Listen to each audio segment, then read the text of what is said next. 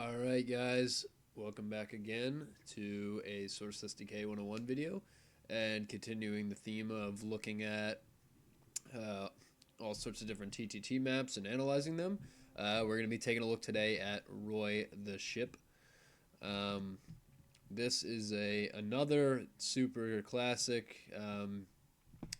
For those of you who don't know, it actually started out as a map for Zombie Mod or ZM, and was not originally planned to be a TTT map. There's now TTT versions of it, but in its original creation, it was part of Counter-Strike Source and a little zombie thing. So, getting on with it. For those of you familiar, this is essentially what it looked like in Hammer, or what it looks like in Hammer, rather. And basically, the general layout is you've got this giant cargo type ship in the middle of the ocean, and you had the nice little open area, serves as your middle right here. And you got the front of the ship, which is pretty much a spawn area for the most part. Most people spawn there generally. You have a little crate section, get up there, and then you've got the interior part of the ship, and it's a few little layers there. It's got three levels if you count the top. And then, of course, we've got all the way in the back here, we got the little boat that we take around. So, what makes this a good map? Well, obviously, there's a theme here from my previous two videos and this one, in that it combines, once again, the tight, cramped, packed areas and a nice little open bit. The interior of the ship is incredibly crowded with props and brushes and everything, and little compact, tight little corridors and areas. And generally, that makes, for great use of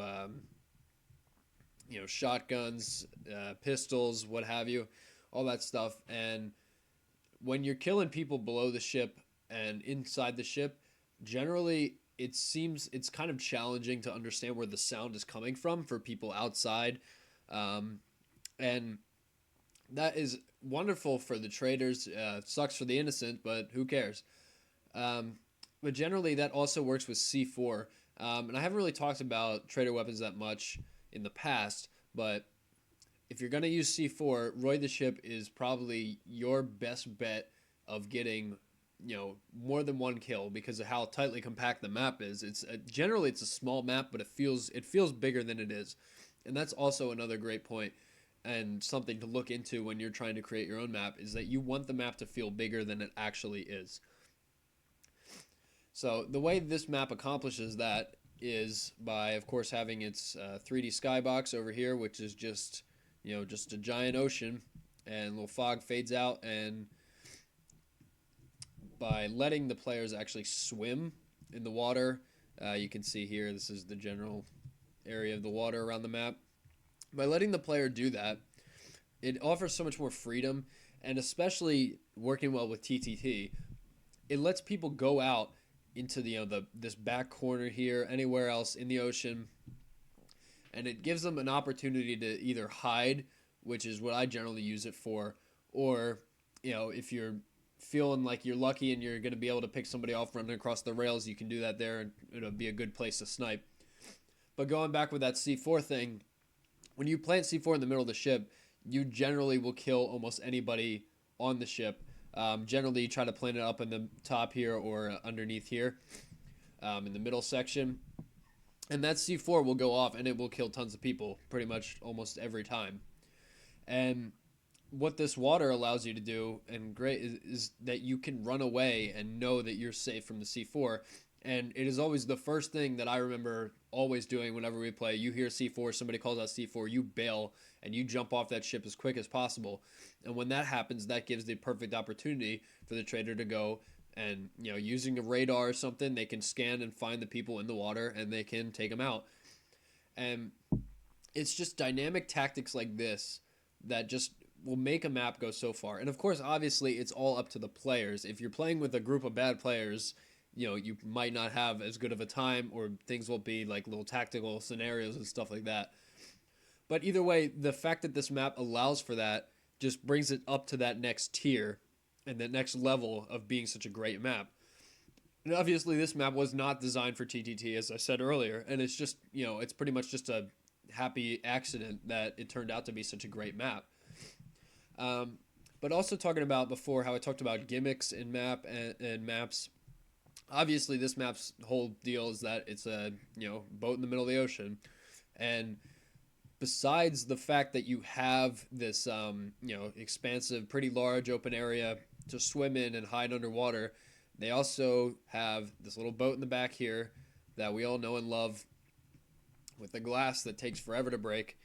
But either way, that's essentially like if you want to pick a specific thing, this map's gimmick is the tiny boat that you can drive around. And once again, like I said before, it just gives something more interesting for the players to do while they're running through the map and while the rounds are dragging on for up to 10 minutes if you're not on haste or anything.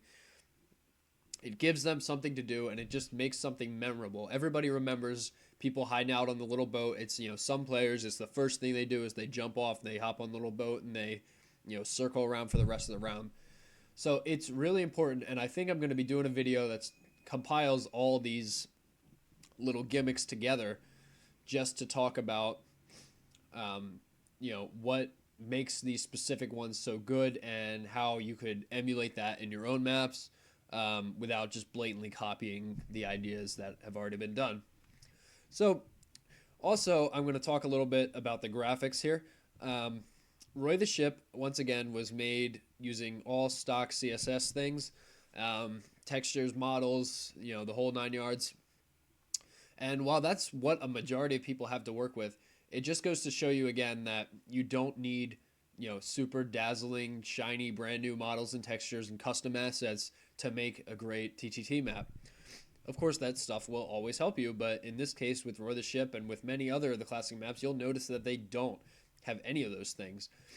And just looking at this, you can see the brushwork here. This is not a giant blocky map. This is not some, bland, terrible Minecraft map. It's a pretty nice piece of work here.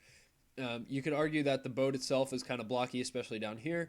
But either way, looking at just this bridge section and everything, it's really nicely done. You have this nice little, wheel up here, made out of brushes and all this stuff. And the details that went into this map are just generally pretty good. And especially, this map is years old now, like years old. I don't know the exact date, but it's pretty ancient compared to, some maps, now or other classic maps, whatever. But the amount of details and the little bit of brushwork that goes in, really goes to show you how you can take so little and make it look actually like pleasing. Like this, this is not an ugly map. Like I would never say that this is an ugly map. It's definitely not great looking and it's not perfect, but in no way is it in any means ugly. And that is also another thing that I'm going to be talking a lot more in depth with these map analysis videos and maybe another video in the future as well. But just, it's the tiny details that really make a map stand out. And it's always the little things that make a huge impact. That's about all I got to say today for Roy the Ship. I'll see you guys next time. Thank you for watching.